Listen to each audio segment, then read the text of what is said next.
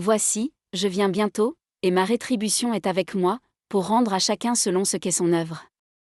Ces mots, tirés du livre de l'Apocalypse, résonnent à travers les siècles. Et Jésus lui-même nous a avertis dans l'évangile de Matthieu, « Veillez donc, puisque vous ne savez pas quel jour votre Seigneur viendra. » Pendant près de 2 millénaires, ces paroles ont été une source de réconfort et un appel à la vigilance pour les croyants.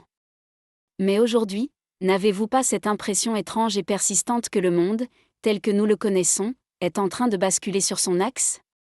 N'avez-vous pas le sentiment que quelque chose d'inhabituel est en train de se produire sous nos yeux? À peine l'année 2025 entamée, et déjà, une cascade d'événements stupéfiants secoue la planète.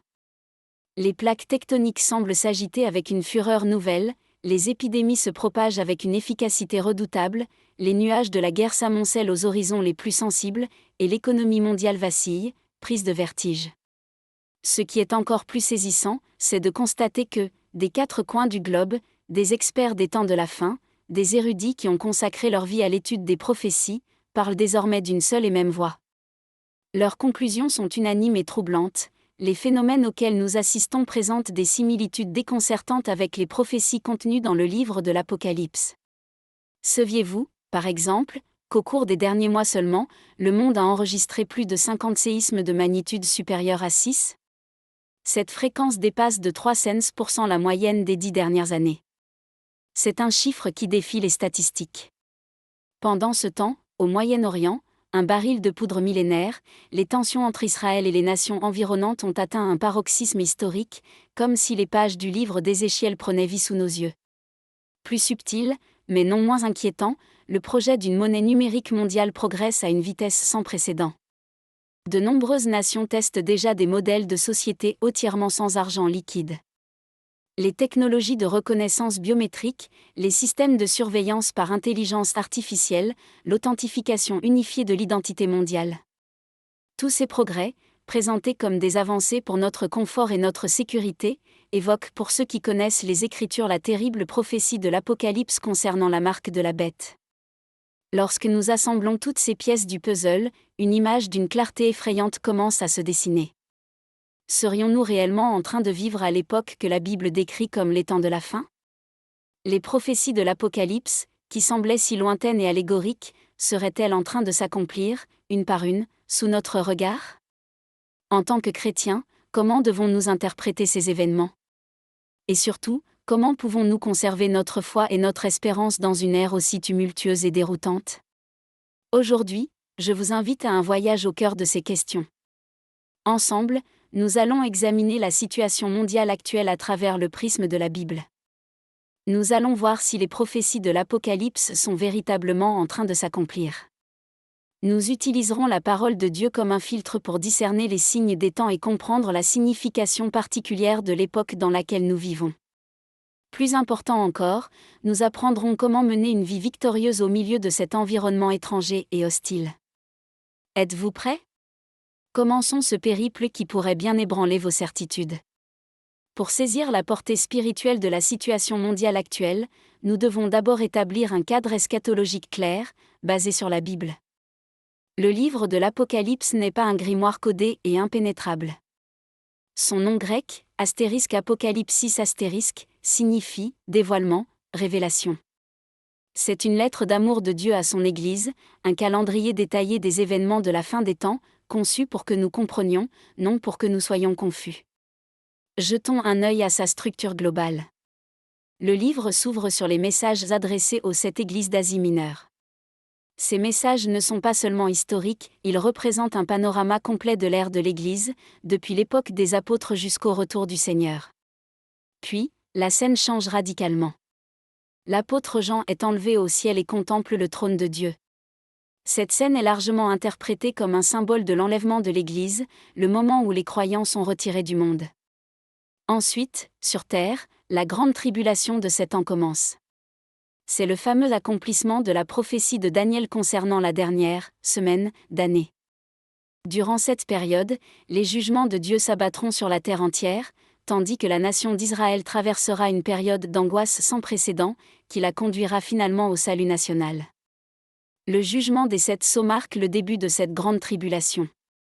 La guerre, la famine, les épidémies, les tremblements de terre, ces fléaux déferleront sur le globe. L'Apocalypse mentionne d'ailleurs que la mort et le séjour des morts reçoivent le pouvoir de tuer le quart de la population de la Terre. Si l'on se base sur la population mondiale actuelle de 8 milliards d'habitants, cela signifie que 2 milliards de personnes pourraient perdre la vie durant cette seule phase. Le jugement des 7 trompettes représente une intensification de la colère de Dieu. Un tiers des océans est pollué, un tiers des fleuves devient amer, un tiers du soleil, de la lune et des étoiles est frappé. Ces descriptions ne vous rappellent-elles pas les catastrophes environnementales qui font la une de nos journaux ? La pollution massive des océans, les crises de l'eau potable, les anomalies climatiques extrêmes ? Plus loin, l'Apocalypse décrit l'apparition de l'Antéchrist et du faux prophète. Ils mettront en place un système politico-religieux mondial, forçant chaque être humain à accepter la marque de la bête. Ce système de marquage contrôlera toute l'activité économique mondiale, et quiconque refusera cette marque ne pourra ni acheter, ni vendre. Viennent ensuite les 7 coupes de la colère de Dieu, le jugement final déversé sur la terre, apportant des catastrophes d'une ampleur jamais vue, jusqu'à la venue glorieuse du Christ. Puis, nous avons la vision spectaculaire du second avènement du Christ. Il descendra du ciel, accompagné de tous les saints, pour vaincre définitivement l'Antéchrist et ses armées lors de la bataille d'Armageddon.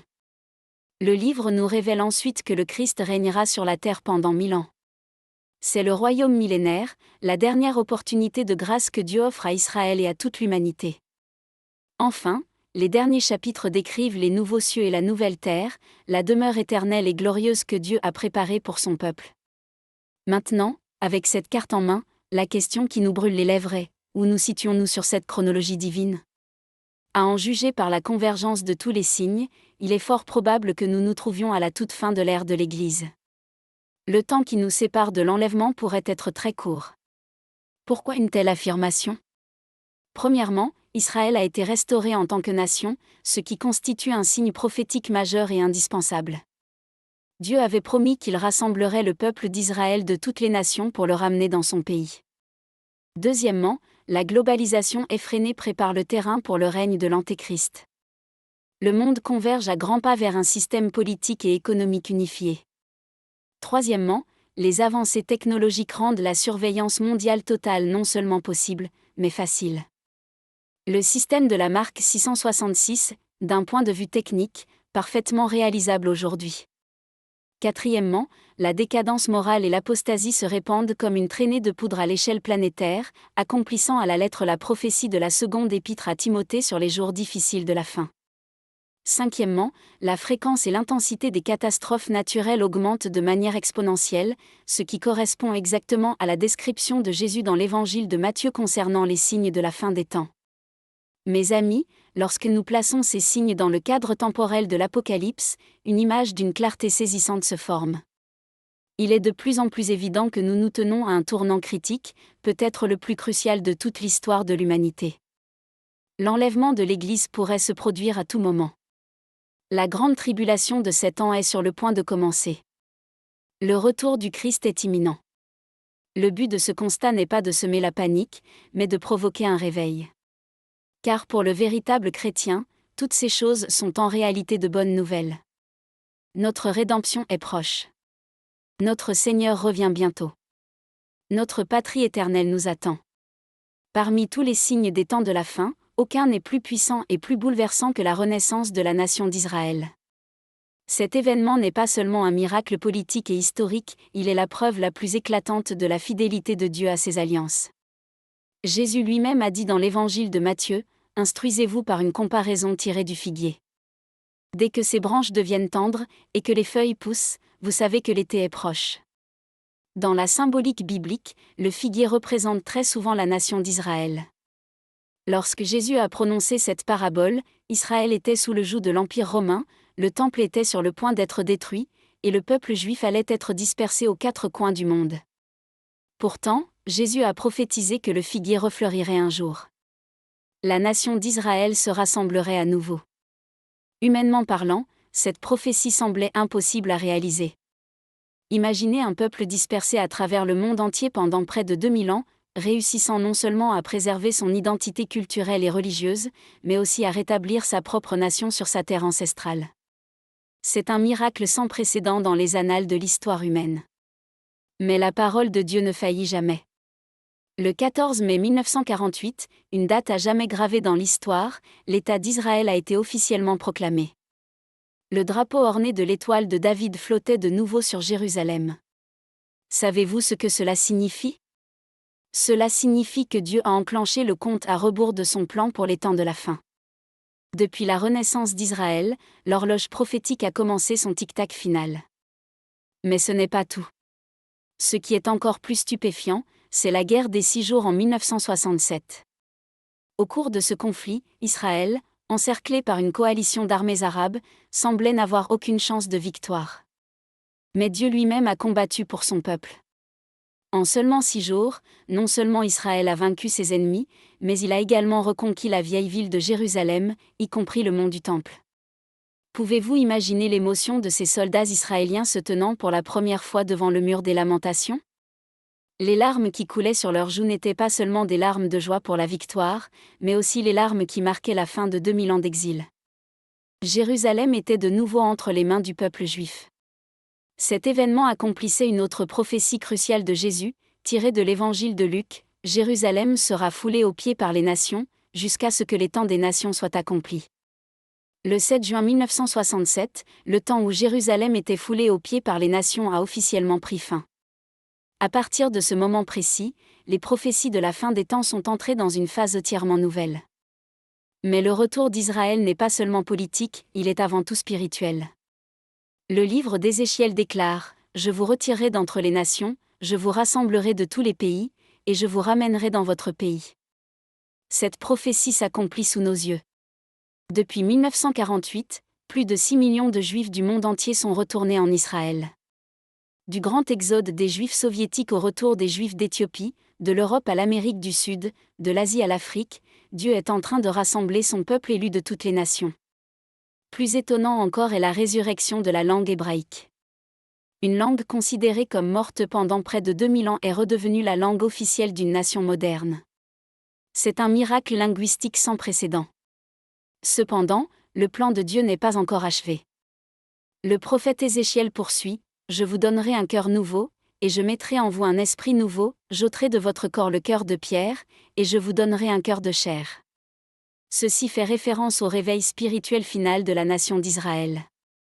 Bien qu'Israël ait été ressuscité politiquement, la majorité des Juifs, spirituellement, n'ont pas encore reconnu Jésus comme le Messie.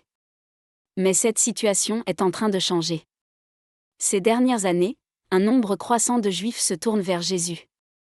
En Israël même, le nombre de Juifs messianiques est en croissance rapide, passant de quelques centaines il y a quelques décennies à des dizaines de milliers aujourd'hui. Cette tendance s'accélère.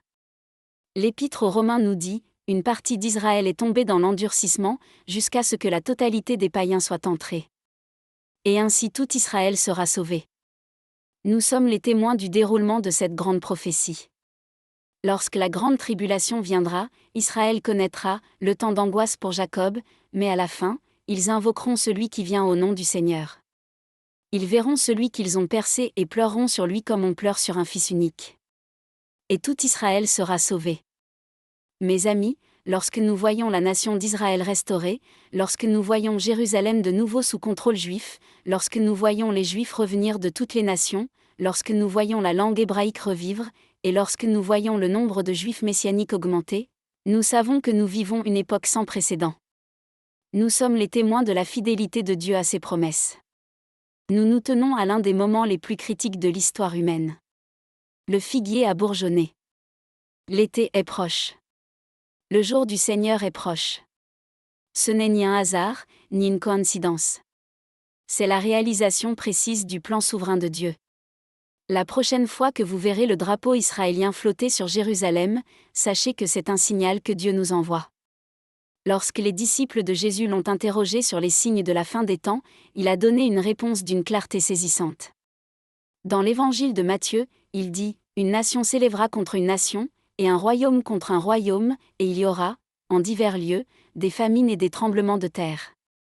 Tout cela ne sera que le commencement des douleurs. » Mes amis, si vous observez attentivement les événements mondiaux de ces dernières années, vous découvrirez un fait choquant: ces prophéties s'accomplissent sous nos yeux avec une fréquence et une intensité sans précédent. Commençons par les tremblements de terre.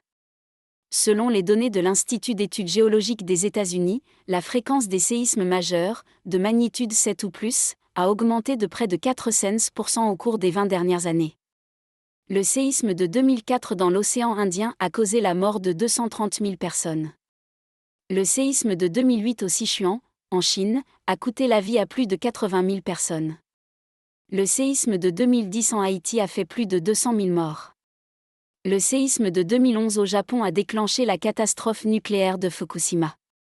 Le séisme de 2023 en Turquie a tué plus de 50 000 personnes. Ces chiffres ne sont pas de simples statistiques.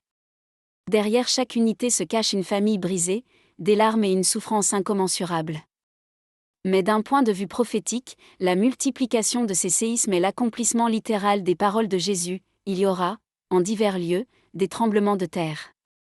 Ce qui est encore plus troublant, c'est que ces séismes se produisent souvent dans des régions d'une grande importance prophétique, comme le Moyen-Orient, qui est le point focal des prophéties bibliques. L'activité sismique y a nettement augmenté ces dernières années. La ceinture de feu du Pacifique est de plus en plus active. La Terre elle-même semble gémir en préparation de la fin des temps. Examinons maintenant les épidémies. L'Apocalypse mentionne un cheval de couleur pâle. Celui qui le montait se nommait la mort, et le séjour des morts l'accompagnait. Le pouvoir leur fut donné sur le quart de la terre, pour faire périr les hommes par l'épée, par la famine, par la mortalité, et par les bêtes sauvages de la terre. La pandémie mondiale qui a débuté en 2020 nous a donné un aperçu terrifiant de la puissance d'un tel fléau. En quelques années, plus de 700 millions de personnes ont été infectées et plus de 7 millions en sont mortes. Le monde entier s'est pratiquement arrêté. L'économie a subi des pertes colossales et l'ordre social a été profondément ébranlé. Et ce n'est peut-être qu'un début. L'Organisation mondiale de la santé nous avertit que la prochaine pandémie pourrait être encore plus grave. L'augmentation de la résistance aux antibiotiques, l'émergence constante de nouveaux virus et la propagation rapide due à la mondialisation rendent la menace d'une nouvelle épidémie de plus en plus réelle. Les signes de guerre se manifestent également sur toute la planète. Le conflit russo-ukrainien dure depuis des années, les tensions au Moyen-Orient sont incessantes, la situation dans le détroit de Taïwan est de plus en plus précaire, et la péninsule coréenne reste une poudrière. Plus inquiétant encore, la menace des armes nucléaires refait surface. Actuellement, 9 pays possèdent des armes nucléaires, pour un total de plus de 13 000 ogives. La puissance de destruction de cet arsenal est suffisante pour anéantir plusieurs fois la civilisation humaine. La scène décrite dans l'Apocalypse, où un tiers de l'humanité périt, devient terriblement plausible dans le contexte d'une guerre nucléaire. La menace de la famine se profile également. Les événements météorologiques extrêmes causés par le changement climatique affectent gravement la production alimentaire mondiale. Les sécheresses, les inondations, les invasions de criquets et menaces agricoles traditionnelles se manifestent désormais à une échelle beaucoup plus grande. Un rapport de l'Organisation des Nations Unies pour l'alimentation et l'agriculture indique que plus de 800 millions de personnes dans le monde souffrent de la faim. Avec la croissance démographique et la diminution des terres arables, ce problème ne fera que s'aggraver. Les crises économiques sont une autre composante importante des signes de la faim. La crise de la dette mondiale, les pressions inflationnistes, la volatilité des marchés financiers, tout cela exacerbe l'instabilité sociale. L'Apocalypse décrit une scène d'inflation galopante où il faut le salaire d'une journée pour acheter une simple mesure de blé. Les prix s'envolent, et les gens ordinaires peinent à subvenir à leurs besoins essentiels. Ne nous dirigeons-nous pas dans cette direction ? La déchéance morale de la société est également une caractéristique majeure des temps de la fin. La deuxième épître à Timothée dresse un portrait détaillé de la société des derniers jours. Sache que, dans les derniers jours, il y aura des temps difficiles. Car les hommes seront égoïstes, amis de l'argent, fanfarons, hautains, blasphémateurs, rebelles à leurs parents, ingrats, irréligieux, insensibles, déloyaux, calomniateurs, intempérants, cruels, ennemis des gens de bien, traîtres, emportés, enflés d'orgueil, aimant le plaisir plus que Dieu, ayant l'apparence de la piété, mais reniant ce qui en fait la force. Lorsque nous regardons la société d'aujourd'hui, ces descriptions ne vous semblent-elles pas étrangement familières ?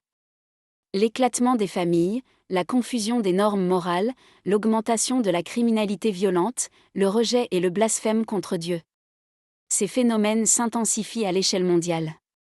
Mais le plus frappant est la simultanéité de toutes ces catastrophes. Jamais dans l'histoire de l'humanité une époque n'a été confrontée à autant de défis en même temps. Tremblements de terre, épidémies, guerres, famines, crises économiques, décadence morale. Ces problèmes se produisent simultanément, s'influencent mutuellement et forment un réseau complexe de crises. C'est l'accomplissement exact de la prophétie de Jésus, tout cela ne sera que le commencement des douleurs. Notez bien le mot « commencement ». Cela signifie que ces douleurs vont continuer à s'intensifier, comme les contractions d'une femme qui accouche. La fréquence augmentera, l'intensité grandira, jusqu'au moment du retour du Christ. Mes amis, lorsque nous voyons ces signes, nous ne devons pas paniquer, mais nous réveiller. Car Jésus a dit, quand ces choses commenceront à arriver, redressez-vous et levez vos têtes, parce que votre délivrance approche. Pour le véritable chrétien, ces catastrophes ne sont pas une raison de désespérer, mais un fondement pour l'espérance. Elles prouvent que la parole de Dieu est vraie, que ses promesses sont fiables, et que le retour du Christ n'est pas un rêve lointain, mais une réalité imminente. Parmi toutes les prophéties des temps de la fin, la plus fascinante et la plus déroutante est peut-être celle de l'Apocalypse concernant la marque de la bête. Et elle fit que tous, petits et grands, riches et pauvres, libres et esclaves, reçussent une marque sur leur main droite ou sur leur front, et que personne ne put acheter ni vendre, sans avoir la marque, le nom de la bête ou le nombre de son nom. C'est ici la sagesse. Que celui qui a de l'intelligence calcule le nombre de la bête. Car c'est un nombre d'hommes, et son nombre est 666. Pendant 2000 ans, d'innombrables érudits et croyants ont réfléchi à la signification de cette prophétie. Mais ce n'est qu'aujourd'hui, avec le développement fulgurant de la technologie, que les contours de cette prophétie commencent à se dessiner avec une clarté effrayante. Comprenons d'abord les caractéristiques de ce système de marquage. Premièrement, c'est un système mondial, qui s'applique à tous. Deuxièmement, c'est un système de contrôle économique, sans la marque, il est impossible d'acheter ou de vendre. Troisièmement, il est lié à l'identification, au nom de la bête ou au nombre de son nom. Quatrièmement, il est associé au nombre 666. Voyons maintenant comment les développements technologiques actuels préparent le terrain pour ce système. L'émergence des monnaies numériques est peut-être le signe le plus évident. Saviez-vous qu'à l'heure actuelle, plus de 100 pays développent ou testent des monnaies numériques de banque centrale, MNBC? Le yuan numérique chinois est déjà en phase pilote dans plusieurs villes, l'euro numérique de la Banque centrale européenne est en cours d'élaboration, et la Réserve fédérale américaine étudie la faisabilité d'un dollar numérique. Quelles sont les caractéristiques de ces monnaies numériques? Elles sont entièrement traçables. Le gouvernement peut surveiller chaque transaction en détail. Elles sont programmables. Le gouvernement peut définir des conditions et des restrictions d'utilisation de l'argent. Elles permettent un gel instantané. Le gouvernement peut bloquer le compte de n'importe qui à tout moment. Imaginez un monde où l'argent liquide a complètement disparu, où toutes les transactions doivent passer par un système de monnaie numérique. La personne ou l'entité qui contrôle ce système détiendrait un pouvoir sans précédent. Elle pourrait décider qui peut acheter quoi, et qui ne le peut pas. Elle pourrait récompenser ceux qui se soumettent et punir ceux qui résistent. N'est-ce pas exactement le scénario décrit dans l'Apocalypse? La technologie biométrique est un autre facteur clé. La reconnaissance des empreintes digitales, la reconnaissance faciale, le scan de l'iris, la reconnaissance veineuse, ces technologies sont déjà très matures. Plus avancée encore est la technologie des puces sous-cutanées. En Suède, des dizaines de milliers de personnes se sont déjà fait implanter une puce RFID dans la main, qu'elles utilisent pour les contrôles d'accès, les paiements, etc. Ces puces peuvent stocker des informations d'identité personnelle, des informations de compte bancaire, des dossiers médicaux. Le lieu d'implantation est généralement entre le pouce et l'index de la main droite, ou près du front. Cela ne vous rappelle-t-il pas la description faite dans l'Apocalypse, sur leur main droite ou sur leur front? L'intelligence artificielle et le big data rendent la surveillance mondiale possible. Grâce aux caméras de reconnaissance faciale, les gouvernements peuvent suivre les déplacements de n'importe qui en temps réel. Grâce à l'analyse des données, ils peuvent prédire les schémas comportementaux des individus. Grâce au système de crédit social, ils peuvent noter et classer chaque citoyen. Le système de crédit social chinois couvre déjà 1,4 milliard de personnes. En fonction de leur comportement, les individus reçoivent des scores de crédit. Ceux qui ont un score bas ne peuvent pas acheter de billets de train à grande vitesse, séjourner dans des hôtels étoilés ou inscrire leurs enfants dans de bonnes écoles. Ce système est en train de s'étendre au niveau mondial. La technologie de la blockchain fournit la base technique pour un système d'identité mondiale unifié. Grâce à la blockchain, il est possible de créer une base de données d'identité mondiale infalsifiable. Chaque personne aurait une identité numérique unique, liée à ses caractéristiques biométriques, à son compte bancaire et à son crédit social. Le développement de l'informatique quantique rend les algorithmes de cryptage complexes vulnérables. Cela signifie que toute tentative d'échapper à la surveillance pourrait être vaine. La 5G et l'Internet des objets, IoT, font de l'interconnexion de toutes choses une réalité. De votre téléphone à votre voiture, de vos appareils électroménagers à vos vêtements, tout peut être connecté au réseau, et tout peut être surveillé. Réfléchissons maintenant à la signification du nombre 666. En informatique, toutes les données sont finalement converties en code binaire, une combinaison de 0 et de 1. Le chiffre 6 en binaire est 110. Le nombre 666 serait donc 110 110 110. Y a-t-il une signification particulière à cela ? Certains chercheurs pensent que 666 pourrait représenter l'algorithme central d'un système d'intelligence artificielle. D'autres pensent que cela est lié à la structure de l'atome de carbone, qui est composé de 6 protons, 6 neutrons et 6 électrons. Le corps humain étant principalement composé de carbone, cela pourrait suggérer une sorte de modification de la nature même de l'homme. Plus troublant encore, la tendance à la mondialisation prépare le terrain pour un gouvernement mondial unifié. Le plan de la « grande réinitialisation », proposé par le Forum économique mondial, les objectifs de développement durable 2030 des Nations Unies, tout cela pointe dans une seule direction, l'établissement d'un système politico-économique mondial unifié. Dans ce système, la liberté individuelle sera sévèrement restreinte, et tout sera contrôlé par une autorité centrale. Mes amis, lorsque nous assemblons toutes ces avancées technologiques, une image stupéfiante se dessine. Le système de la marque de la bête est, d'un point de vue technique, entièrement réalisable. Monnaie numérique, suppression de l'argent liquide, identification biométrique, surveillance par IA, enregistrement de tout sur la blockchain, décryptage par informatique quantique, interconnexion de tout via l'IoT. Toutes les pièces du puzzle technologique sont déjà en place.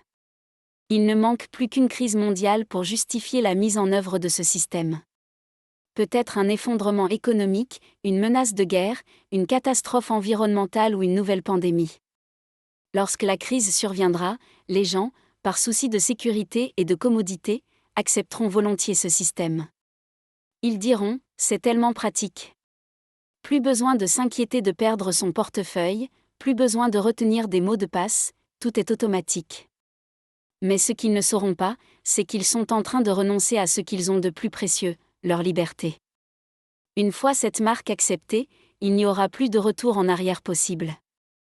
L'Apocalypse lance un avertissement sévère. Si quelqu'un adore la bête et son image, et reçoit une marque sur son front ou sur sa main, il boira, lui aussi, du vin de la fureur de Dieu, versé sans mélange dans la coupe de sa colère, et il sera tourmenté dans le feu et le soufre, devant les saints anges et devant l'agneau.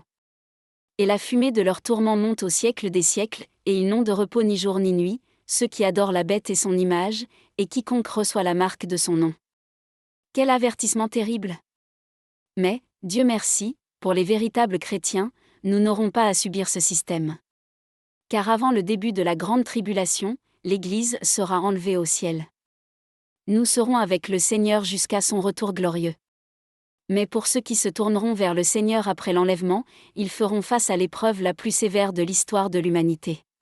Ils devront choisir entre la survie et la foi. Que Dieu leur fasse miséricorde et leur donne le courage et la sagesse de s'accrocher à leur foi en Christ en ces jours sombres. Parmi toutes les prophéties des temps de la fin, la plus porteuse d'espérance pour les chrétiens est la promesse de l'enlèvement de l'Église. La première épître aux Thessaloniciens nous offre cette merveilleuse promesse, car le Seigneur lui-même a un signal donné, à la voix d'un archange, et au son de la trompette de Dieu, descendra du ciel, et les morts en Christ ressusciteront premièrement. Ensuite, nous les vivants, qui serons restés, nous serons tous ensemble enlevés avec eux sur des nuées, à la rencontre du Seigneur dans les airs, et ainsi nous serons toujours avec le Seigneur. Mes amis, quelle espérance glorieuse! Dans ce monde rempli de ténèbres et de désespoir, nous avons une certitude, notre Seigneur vient nous chercher pour nous ramener à la maison. Cependant, concernant le moment de l'enlèvement, il existe différentes opinions au sein du christianisme. Certains croient à un enlèvement avant la grande tribulation, d'autres pendant, et d'autres encore après.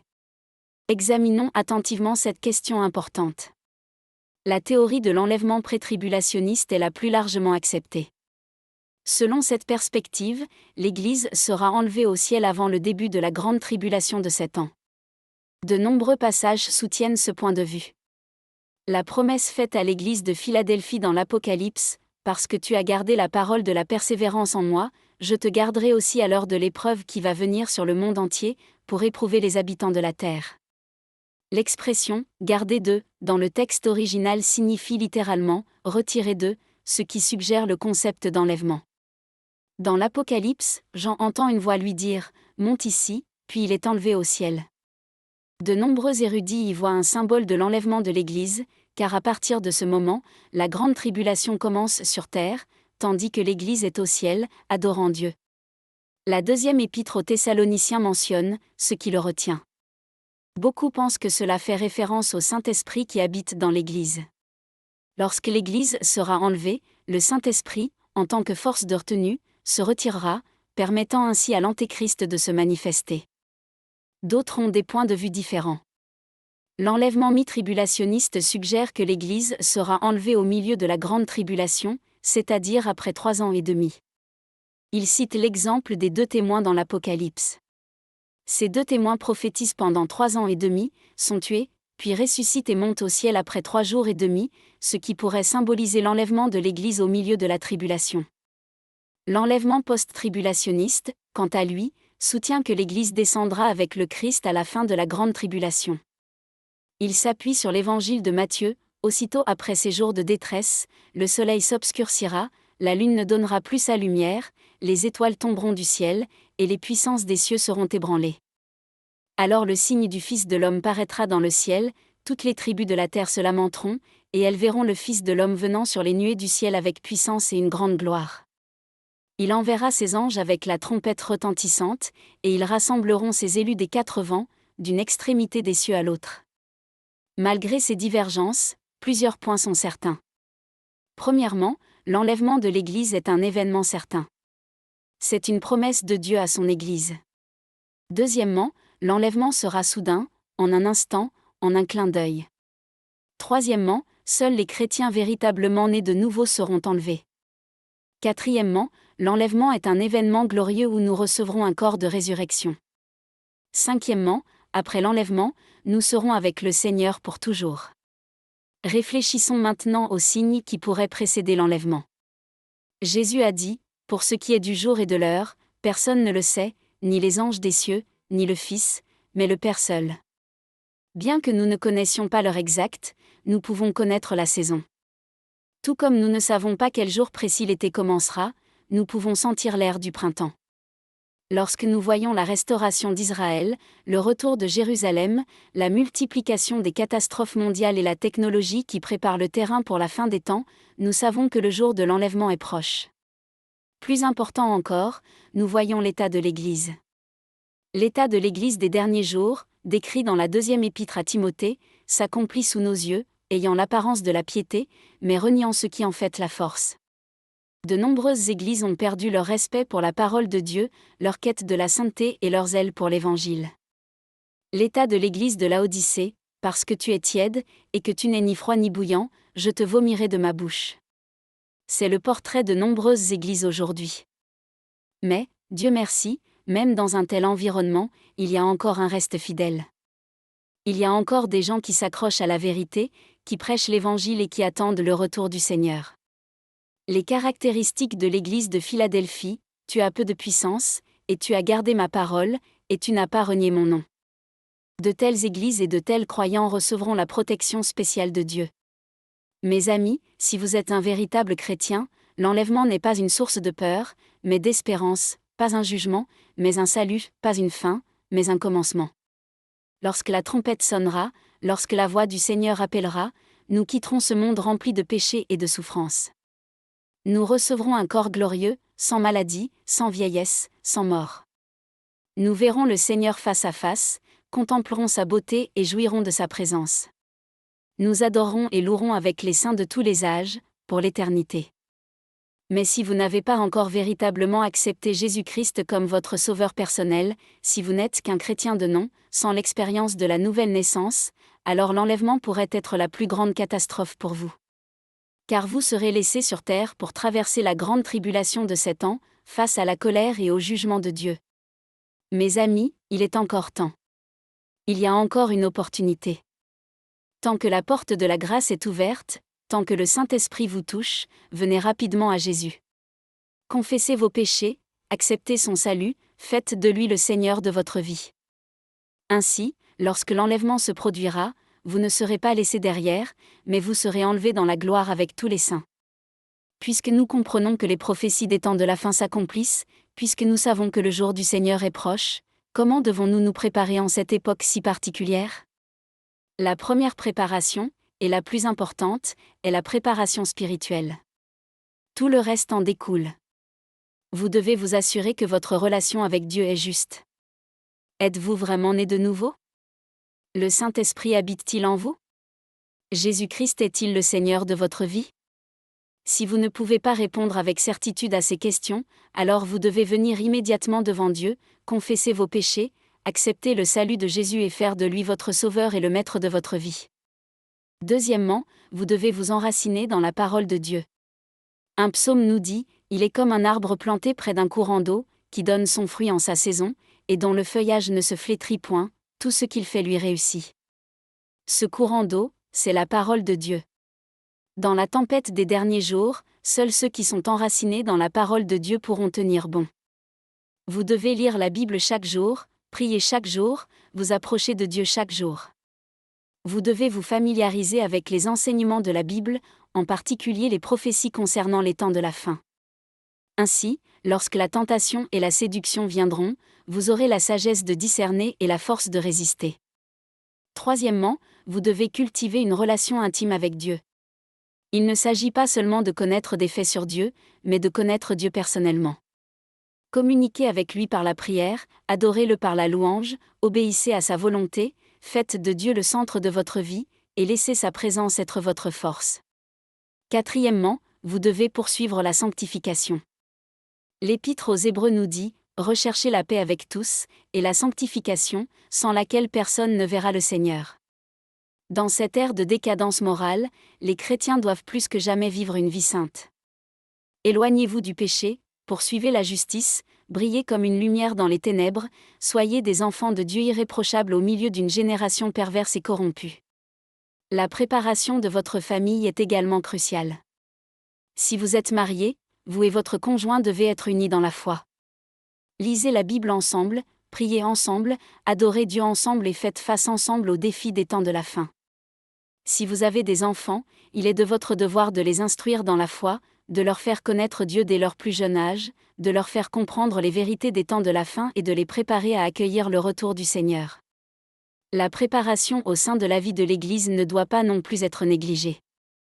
L'Épître aux Hébreux nous rappelle, « N'abandonnons pas notre assemblée, comme c'est la coutume de quelques-uns, mais exhortons-nous réciproquement, et cela d'autant plus que vous voyez s'approcher le jour. » Dans les derniers jours, les chrétiens ont plus que jamais besoin de se soutenir et de s'encourager mutuellement.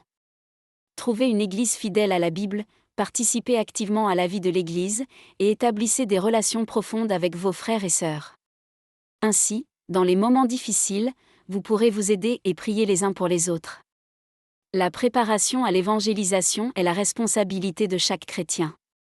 L'Évangile de Matthieu nous dit, « Cette bonne nouvelle du royaume sera prêchée dans le monde entier, pour servir de témoignage à toutes les nations. Alors viendra la fin. » Nous sommes dans les temps de la fin, et le temps pour évangéliser est compté. Vous devez saisir chaque occasion pour annoncer l'évangile de Jésus-Christ à votre famille, à vos amis, afin qu'ils aient aussi la chance de recevoir le salut et la vie éternelle. N'ayez pas peur d'être rejeté. Souvenez-vous que sauver une âme est plus important que tout. Une certaine préparation matérielle est également sage. Bien que notre espérance soit au ciel, nous vivons encore sur terre. En ces temps d'instabilité économique, une préparation matérielle judicieuse est une marque de sagesse. Stocker quelques produits de première nécessité, apprendre des compétences pratiques, établir des plans d'urgence. Mais souvenez-vous que ce ne sont pas là nos sécurités. Notre seule véritable sécurité est en Dieu.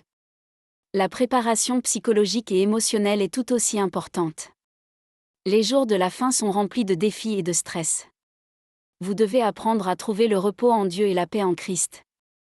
Ne vous laissez pas contrôler par la peur ou submerger par l'anxiété.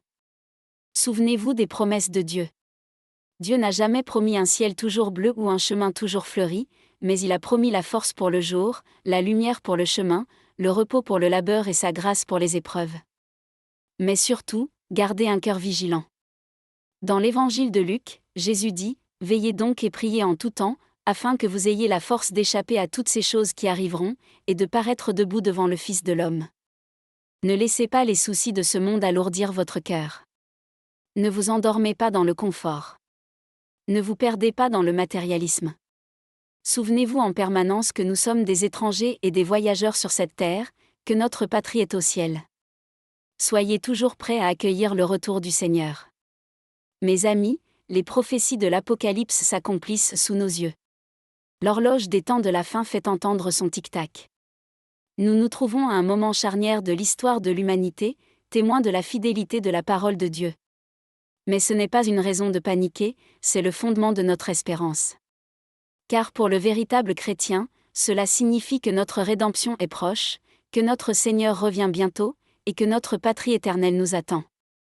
En cette époque pleine de défis, gardons la foi, restons vigilants, et préparons-nous à accueillir notre Roi.